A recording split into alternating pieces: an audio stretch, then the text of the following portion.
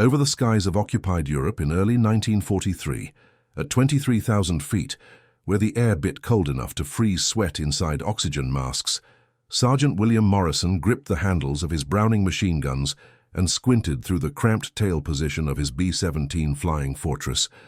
The plexiglass was fogged, his field of vision narrowed to desperate glimpses of sky and cloud, and somewhere out there in the blinding sun, German fighters were maneuvering for the kill.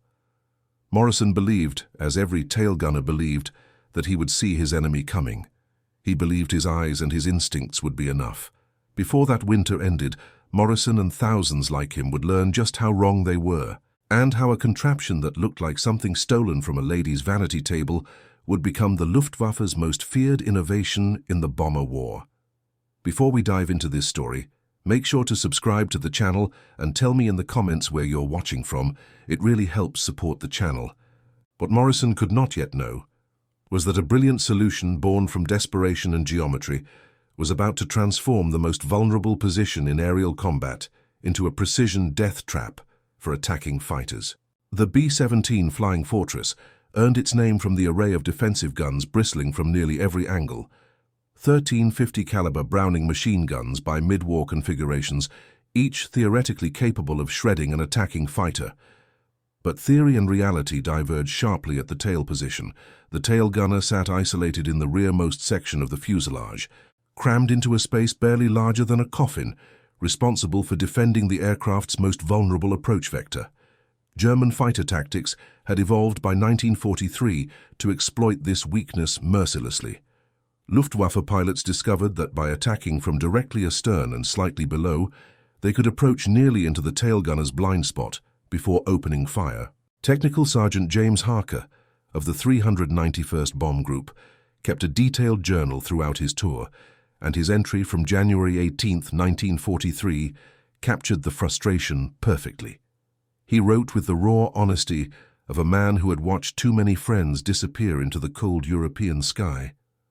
Lost another fortress today from our squadron. Went down over Bremen with fighters swarming like angry wasps. Charlie Jenkins was tail gunner. Good man. Never got a shot off according to the waist gunners who bailed out. The Jerrys came out of the sun low, and Charlie probably never saw them until the cannons tore through us. Command keeps saying we have overlapping fields of fire, but what good is a gun if you cannot see what you are shooting at? How many more good men do we lose before someone figures out the problem is not the guns, but the eyes behind them? The statistics told a grim story that kept senior officers awake at night. Analysis of bomber losses from late 1942 through early 1943 revealed that approximately 63% of successful fighter attacks originated from the rear hemisphere, with the majority targeting the vulnerable tail section. Tail gunners reported firing at attackers in only 41% of rear approach attacks, and of those engagements, confirmed hits occurred in fewer than 12% of firing incidents. The 8th Air Force was bleeding bombers and crews at an unsustainable rate. Each B-17 cost approximately $238,000 to produce. Each crew represented months of intensive training and thousands of dollars in investment.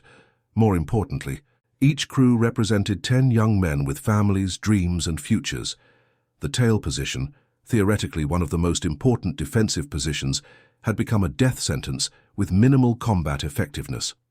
The problem was fundamentally geometric and physiological, rooted in the limitations of human perception under extreme stress.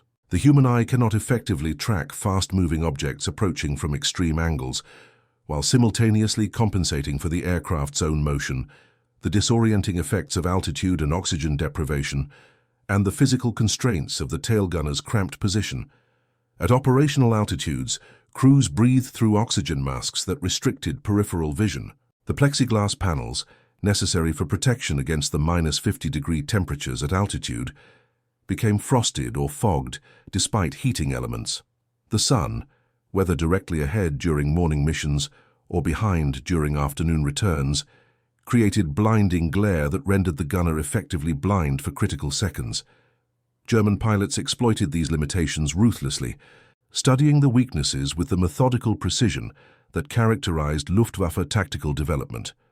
Oberleutnant Friedrich Weber of Jagdgeschwader 2 kept his own records with the careful attention to detail expected of professional military aviators, and his mission report from February 9, 1943, detailed the tactical approach that was costing American lives daily. The American heavy bombers present impressive defensive firepower on paper, but systematic observation reveals exploitable vulnerabilities that make them far less formidable than their reputation suggests. Approach from 6 o'clock low, using sun position, when possible, to blind the tail gunner.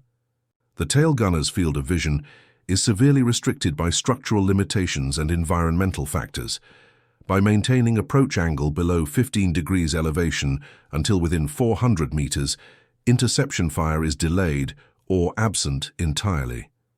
This permits optimal firing position before defensive response. The Americans rely heavily on their supposed fortress-like defenses, but in reality, their tail section remains consistently vulnerable.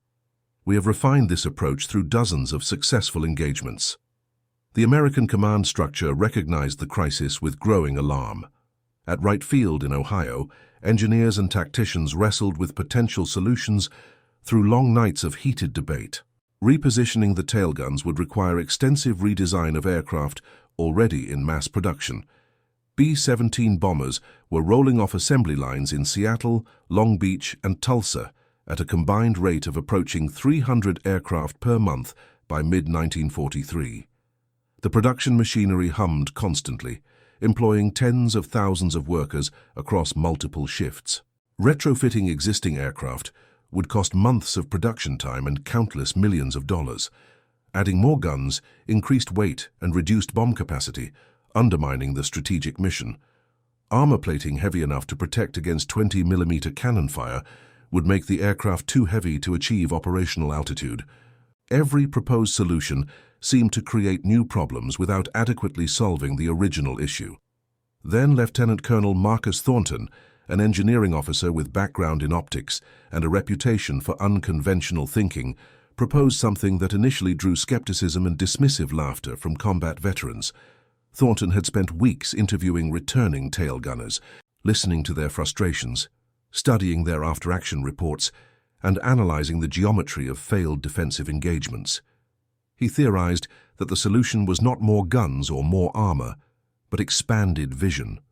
His proposal: install a system of carefully angled mirrors that would give the tail gunner a peripheral view of approach vectors currently hidden by the aircraft's own structure and the limitations of human peripheral vision.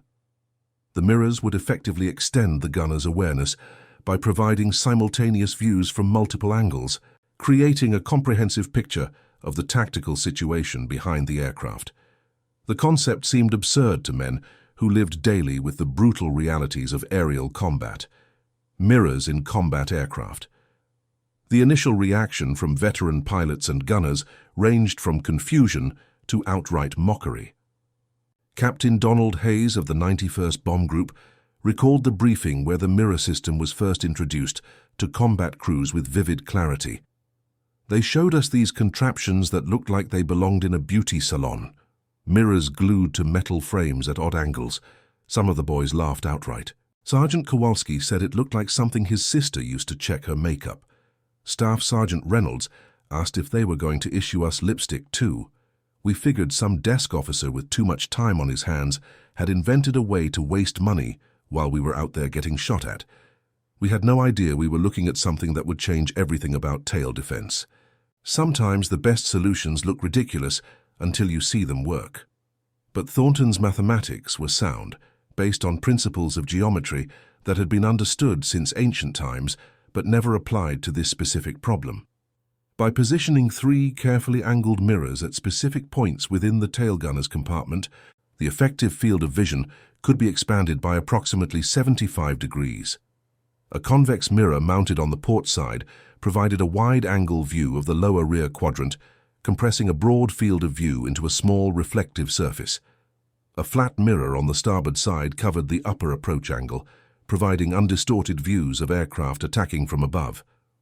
A central mirror, slightly concave, gave magnified view of the direct rear approach, allowing earlier detection of distant fighters.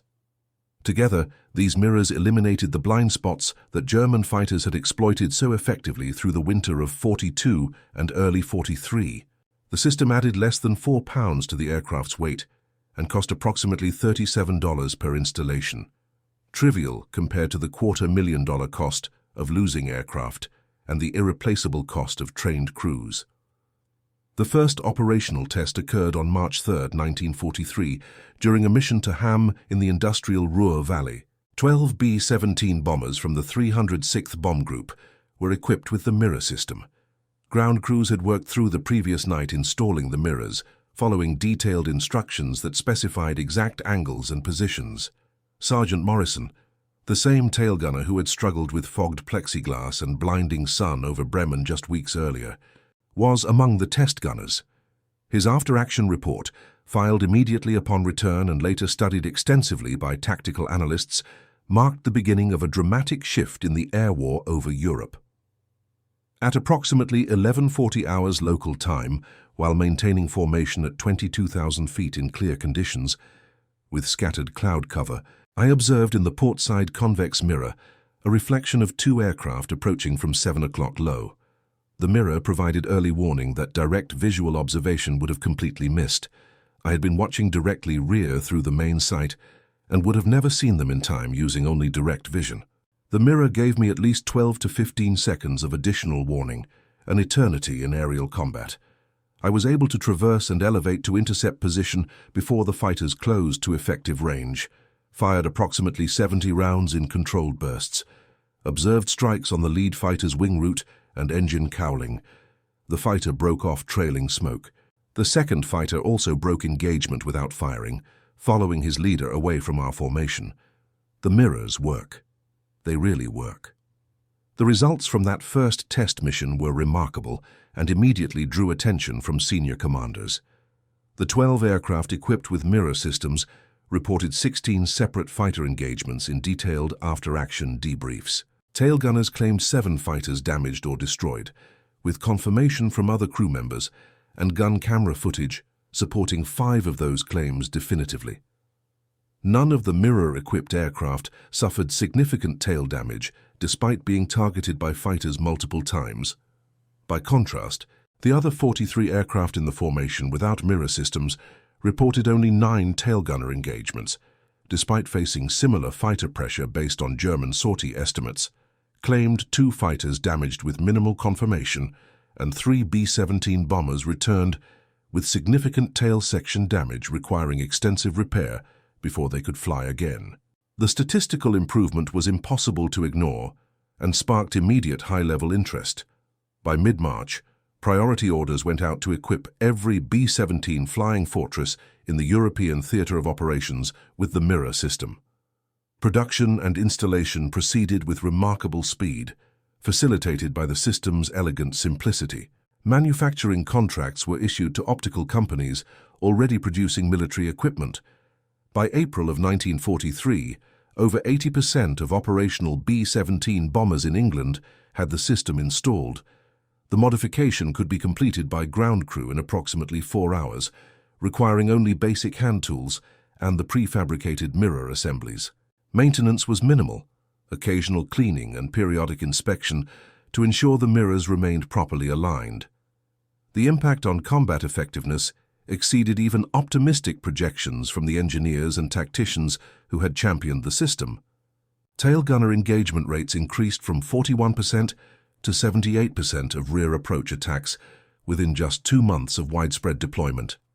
Confirmed hits increased from 12% to 34% of engagements. But more significant than the raw numbers was the psychological impact that rippled through both American and German air crews. German fighter pilots, accustomed to relatively easy stern approaches where they could close to lethal range before facing effective return fire, suddenly found themselves under accurate defensive fire significantly earlier in their attack runs. The expanded vision provided by the mirrors allowed tail gunners to track fighters through maneuvers that previously would have taken them into blind spots, maintaining aimed fire throughout the engagement geometry. Feldwebel Hans Dietrich, a Luftwaffe pilot with 19 confirmed victories and a reputation as a skilled and aggressive fighter tactician, recorded his frustration in a letter to his brother captured after his aircraft was shot down over the Channel in May 1943. Something has changed with the American bombers in recent months. The tail gunners now engage much earlier in our approach, tracking through the entire attack run with accuracy that seems impossible given their position limitations. We used to be able to close to 300 meters before facing serious return fire. Now we face accurate fire from 600 meters or more. The old tactics of coming in from below and behind no longer provide the advantage they once did. We are taking losses on approach runs that previously were routine. The Americans have solved something, though we are not certain what technical change they have implemented. Several of our most experienced pilots have been hit during approaches they have made dozens of times before. The cost of pressing home attacks from astern has become prohibitive. Command is revising our tactical doctrine, but this means accepting exposure to heavier forward and beam defensive fire. Sergeant Morrison, whose earlier journal entry captured the helplessness and despair of the pre-mirror era, wrote in June 1943 with a tone of confident professionalism that would have seemed impossible just months earlier. The mirrors changed everything about my job. I can see them coming from angles that used to be completely blind to me. Yesterday, over the Ruhr industrial targets, I tracked a 109 from first spot until he broke off his attack run. Must have been 20 seconds of sustained tracking, which is extraordinary for tail defense. Before the mirrors, I would have gotten maybe 3 seconds of visual before he was in optimal firing position and I was reacting desperately. Now I own that sky behind us. I see them when they are still deciding whether to commit to the attack. The Jerrys know it too. You can see them hesitating, breaking off earlier than they used to. They used to press in close, confident they could get their shots off before we could respond effectively. Now they are cautious, respectful of the tail position. The psychological shift is as important as the tactical one. The technical elegance of the solution masked the profound tactical implications that would influence fighter tactics for the remainder of the European air war. The mirror system effectively eliminated the tail approach as a low-risk attack vector, forcing German tactical doctrine to adapt rapidly.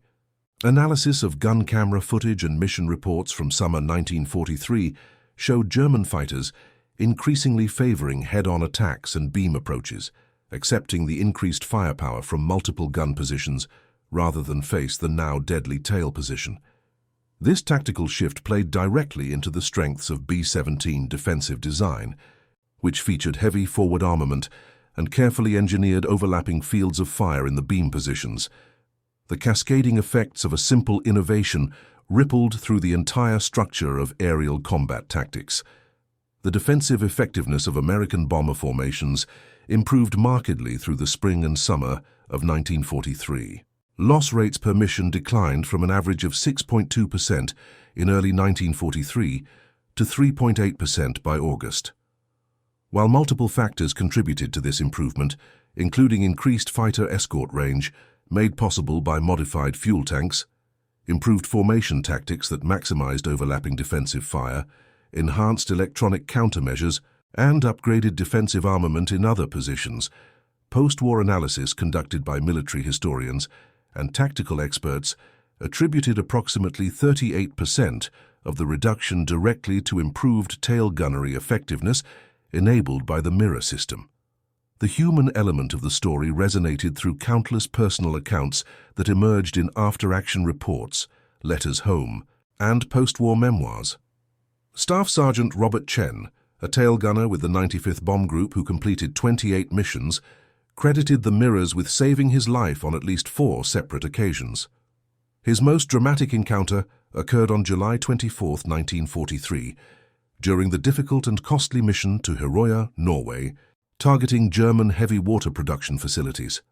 Chen's aircraft, struggling with engine trouble that reduced power and altitude capability, became separated from the main defensive formation and became the target of sustained attack by 4 German fighters who recognized the vulnerability of an isolated bomber.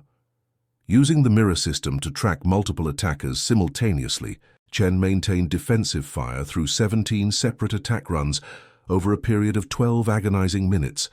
His accurate fire damaged 2 attackers sufficiently to force their withdrawal with visible battle damage, and held the others at sufficient distance to prevent catastrophic damage until long-range escort fighters arrived to drive off the remaining attackers.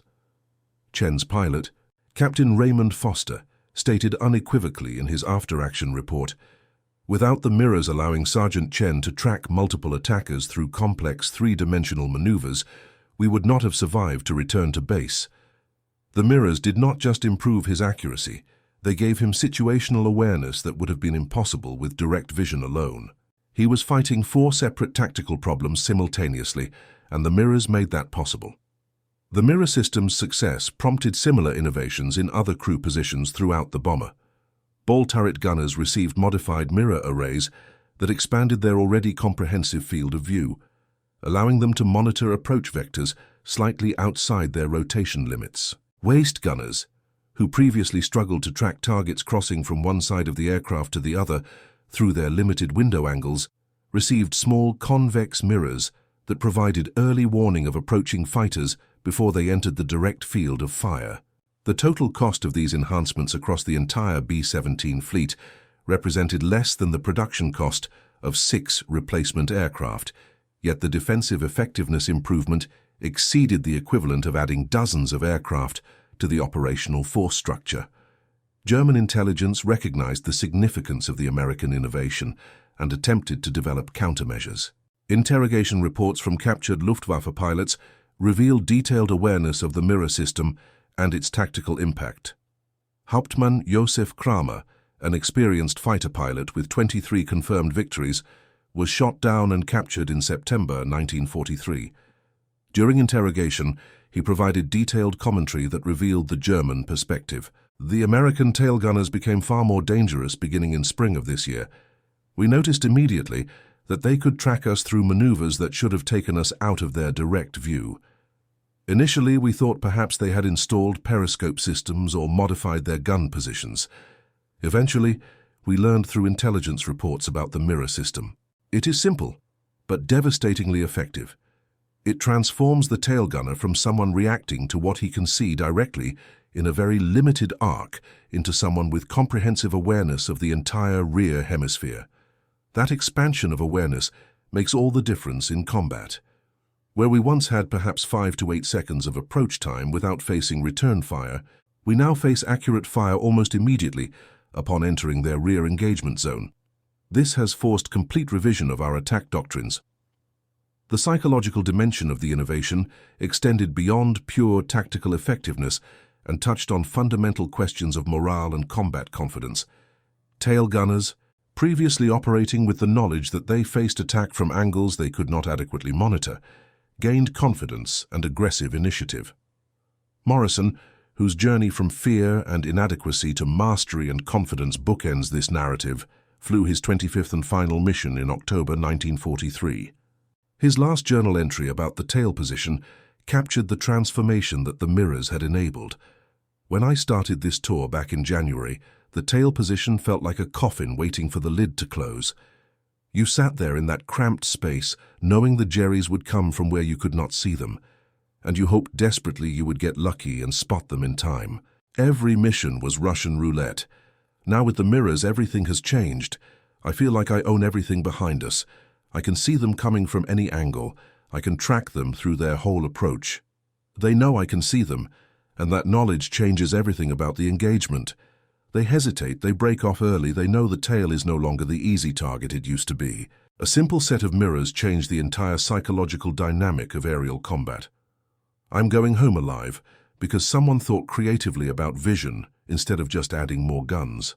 The post-war analysis conducted by the United States Strategic Bombing Survey examined the factors contributing to the success of the combined bomber offensive with scholarly rigor and access to both Allied and captured German records.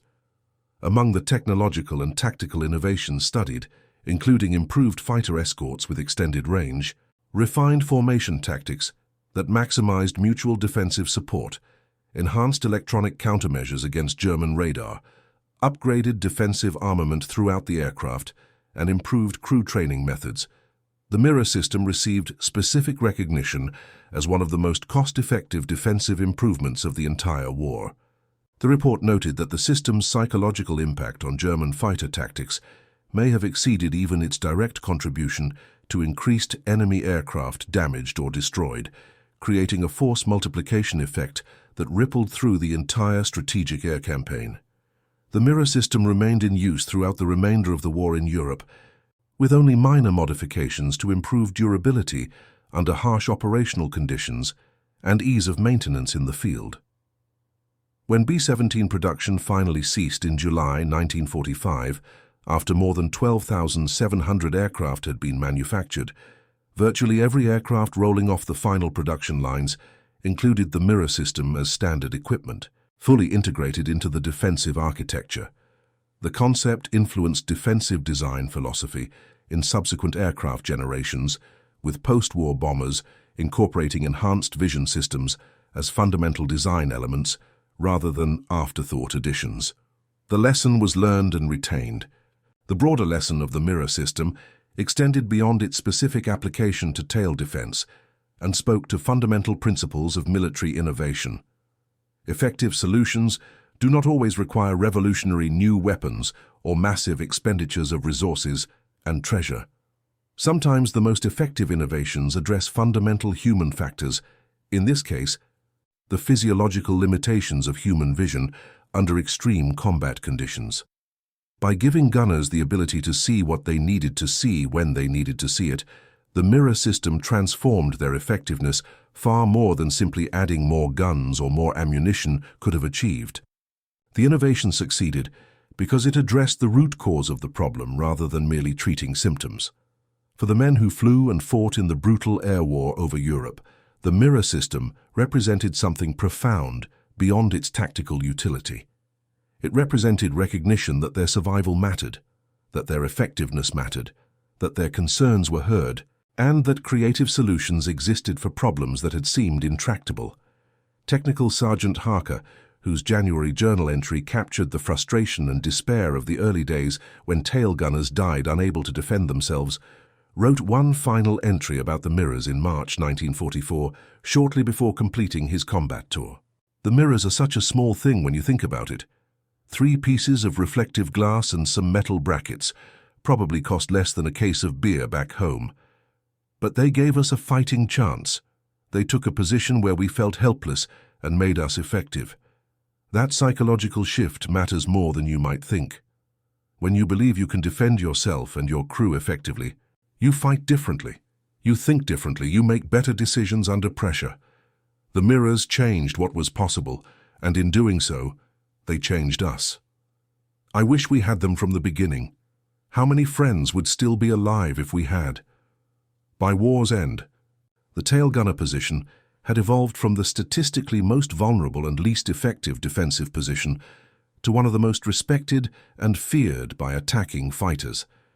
This transformation occurred not through increased firepower or heavier armor, but through expanded awareness enabled by simple optical principles applied creatively to a specific problem. The crazy mirror system that initially drew laughs and skepticism from combat-hardened veterans had proven the enduring wisdom of addressing human factors as seriously as mechanical ones. The innovation stood as testament to the value of listening to frontline operators, thinking creatively about problems, and implementing simple solutions rapidly. Morrison returned home to Illinois in November 1943, his combat tour complete and his duty fulfilled. He carried with him the small convex mirror from his tail position, carefully removed and gifted to him by his ground crew chief as a memento of survival. In later years, when his grandchildren asked about his wartime service, he would show them that mirror, now dulled with age but still reflecting, and explain that sometimes the most effective weapons are not weapons at all, but tools that help warriors see clearly. He would tell them about the cold that penetrated every layer of clothing at altitude, the fear that came with every mission briefing, the responsibility of protecting his crew, and the transformation that came from being able to see danger approaching in time to do something about it. He would tell them that innovation matters in ways both large and small, that simple solutions to fundamental problems can change everything, and that the warriors who fought and survived did so not just through courage and determination, but through the wisdom of those who gave them the tools they needed to be effective. The mirror system stands decades later as one of the war's most elegant solutions. inexpensive, simple, rapidly deployable, and devastatingly effective in solving a specific critical problem. It serves as enduring reminder that combat effectiveness depends as much on the human factors of awareness and confidence as on raw firepower and advanced technology. The tail gunners who benefited from those mirrors and the crews whose lives were saved because their tail gunners could finally see what they needed to see, would carry that lesson with them long after the bombers stopped flying and the guns finally fell silent over Europe. And that concludes our story. If you made it this far, please share your thoughts in the comments. What part of this historical account surprised you most? Don't forget to subscribe for more untold stories from World War II and check out the video on screen for another incredible tale from history. Until next time.